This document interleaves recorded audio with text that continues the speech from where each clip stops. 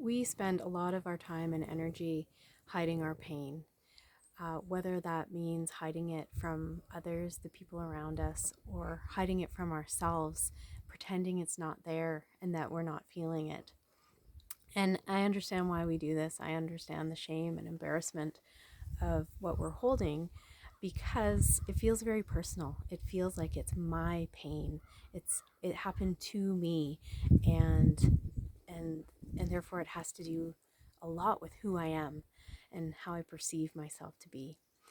And I was speaking with somebody about pain, and she was telling me how desperate she was to keep her pain hidden and to not share it with anybody. She just didn't want anybody to see this pain. And through the course of this conversation, she ended up telling me what the pain was she didn't want anybody to see, whether or not she meant to or not. And I said, I understand why you want it hidden, and yet for every pain that you just mentioned, I would say, me too. I have that pain too. And in that moment, there's a connection. There's connectivity made. There's a shared experience all of a sudden. And and then what I think can happen is one of two things. Because we can form an allyship, and there's really important support in that in some cases, and perhaps perhaps that can be a good thing. And yet I also understand that when we have an ally, we can also use that person to make our story bigger and to solidify it.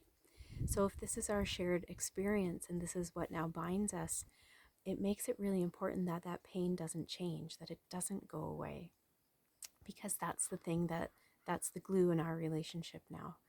And it's how we connect and communicate and relate to one another. We relate to each other through our pain.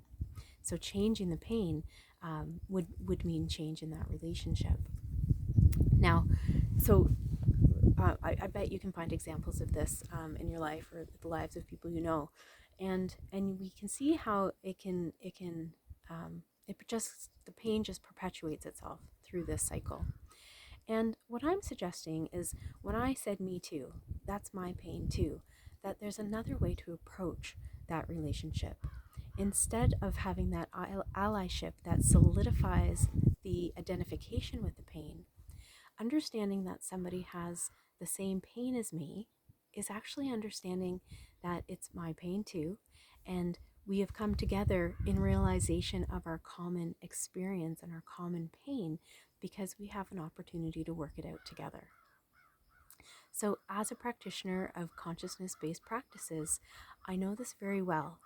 And I know that every client that walks through my door, whether it's for a session or for a class or we're meeting over the internet just like this, I know that every pain that they're willing and open to share with me, courageous enough to share with me, is my pain too.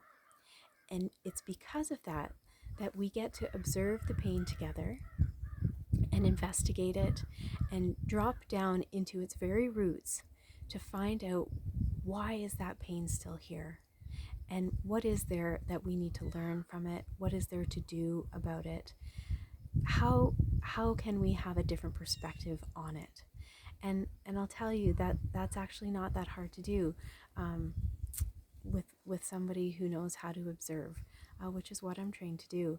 And in that moment, we've connected and we've built a relationship in a very different way, in a way where the pain does not bind us. There isn't that glue between us.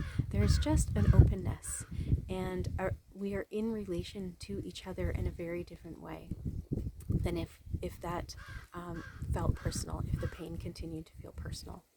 So I guess this is just to say, should you choose to work with me, this is what I'll say to you, that you're courageous. There's courage in coming and sharing what you're experiencing, and every time you share that with me, my response will be, me too. And then we get to go to work together.